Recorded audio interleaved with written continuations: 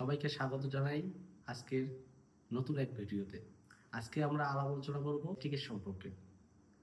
Gastric বা গ্যাসকে কীভাবে আমরা ঘরে বসেই বিনা ওষুধেই ঠিক করতে পারি।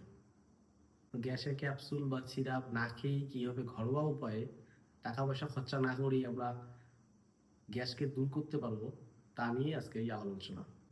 উপায় বলে দেবো, সহজ পদ্ধতি, সেগুলো একটু অবলম্বন করে চলেন, আপনার গ্যাসের সমস্যা চিরস্থায়ী সমাধান চলে আসবে। গ্যাস্ট্রিকের সমস্যা মানেই আমরা বুঝি যে এটা খাওয়া যাবে না, ওটা খাওয়া যাবে না, তেলে ভাজা জিনিস খাওয়া যাবে না, সেটা না। গ্যাস্ট্রিকের সমস্যা মানে হচ্ছে আপনার বুঝতে হবে আপনার কোন জিনিসটা খেলে আপনার গ্যাস্ট্রিক হচ্ছে।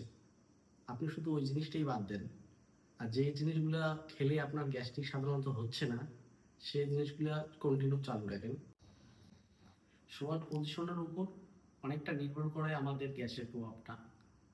তার জন্য আপনারা মাথা উঁচু করে শোয়ার চেষ্টা করবেন। তো মাথা কীভাবে উঁচু করবেন? অনেকেই আছে মাথার নিচে একটা জায়গায় দুটো বালিশ দিয়ে শোয়, তাতে আরও গ্যাসের বা অ্যাসিডিটির সম্ভাবনা আরও বেড়ে যায়। তার কারণ মাথার নিচে যখন আপনি একটা জায়গায় দুটোর জায়গায় তিনটা বালিশ দিবেন তখন পেটের মধ্যে চাপ পড়ে, তখন অ্যাসিডিটি আবার বেড়ে যায়। সেটা না করে আপনার যে যে খাটটা আছে বা আপনার যে বিছানাটা আছে, বিছানাটার যে সামনের দিকটা আছে সেই সামনের দিকে দুটা ইট হোক বা দুটো কোনো উঁচু জিনিস হোক দিয়ে উঁচু করে রাখতে, মানে পজিশনটা থাকবে এমন আপনার খাটের সামন। এটা যদি আপনার সামন হয়, এটা থাকবে পিছনে এইরকম উঁচু করে রাখতে হবে, তাহলে গ্যাস বা অ্যাসিডিটির সম্ভাবনা কমে যাবে। আপনার যদি শরীরের ওয়েটটা একটু বেশি থাকে তাহলে গ্যাসের সমস্যা হতে পারে। শরীরের ওয়েটটা যখন কমে যাবে আপনার, তখন গ্যাসের সমস্যাটা কিছুটা হলেও কমে যাবে। আপনি সকাল সকাল ঘুম থেকে উঠে বাসি পেটেই কুসুম কুসুম যে গরম জলটা হয় সেই গরম জলটা আপনি সকাল সকাল খালি পেটে খেতে পারেন, তাহলে আপনার গ্যাসের সমস্যাটা অনেক স্তরই কমে যাবে। তারপর ফুটন্ত গরম জলের সাথে জিরা জিরা মিশিয়ে ফুটিয়ে সেটাকে ঠান্ডা করে ছেনে নিয়ে ওই জলটা যদি পান করেন তাহলেও অনেক উপকার পাওয়া যায়।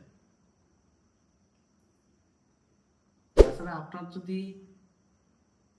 কোনো দুশ্চিন্তা থাকে, টেনশন থাকে, তাহলে কিন্তু অনেক ক্ষেত্রে কিন্তু গ্যাসের সমস্যা ধরা দিতে পারে। আপনার প্রথমে সেই দুশ্চিন্তাকে দূর করতে হবে। রাতের ঘুমটা খুবই গুরুত্বপূর্ণ। রাতের ঘুমটা সম্পূর্ণ ঘুমটা পূরণ করতে হবে, নাহলে গ্যাসের সমস্যা আপনার চিরস্থায়ী ঠিক হবে না। মিনিমাম যে ঘুমটা 8 ঘন্টা বা 7 ঘন্টা, সেই ঘুমটা আপনার পারতে হবে সঠিক সময়। আরেকটা জিনিস রয়েছে, অনেকেই আমরা ভুল করে থাকি, সেটা হচ্ছে আমরা রাতের খাবার খেয়ে নেই, খেয়ে নেওয়ার পরে 1-1.5 ঘন্টা বা 10 মিনিট 15 মিনিটের মধ্যে ঘুমিয়ে পড়ি। সেটা সবচেয়ে বড় ভুল আমাদের। ওইখান থেকেই আমাদের গ্যাসের সৃষ্টি হয়। আমাদের করতে হবে, খাবার দাবার খেতে হবে, খেয়ে মিনিমাম মোটামুটি 2 থেকে 3 ঘন্টা মোটামুটি আমাদের থাকতে হবে, মানে ঘুমানো যাবে না। এর ফাঁকে যা আপনার দৈনন্দিন কাজ করতে হবে, হ্যাঁ, যেটাই করুন আপনি, কিন্তু 2-3 ঘন্টা গ্যাপ রাখতে হবে ঘুম আর খাওয়া দাওয়ার মধ্যে।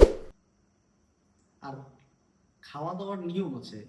অনেকেই আমরা কি করি, একবারেই অনেক কিছু খেয়ে ফেলি, সেটা করলে চলবে না। খাবো, যদি বেশি খাওয়ার প্রয়োজন হয় তাহলে আমরা অল্প অল্প করে টাইমটা বাড়িয়ে নেব।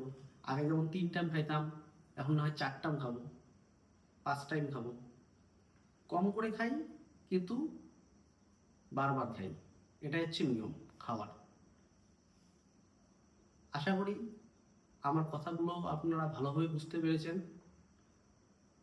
যদি বুঝে থাকেন তাহলে অবশ্যই জিনিসগুলি ফলো করুন, নিশ্চয়ই আপনারা উপকৃত হবেন। ধন্যবাদ আমার ভিডিওটি দেখার জন্য। পাশে থাকবেন, লাইক, কমেন্ট ও শেয়ার করে, এবং চ্যানেলটিকে সাবস্ক্রাইব করে দেবেন।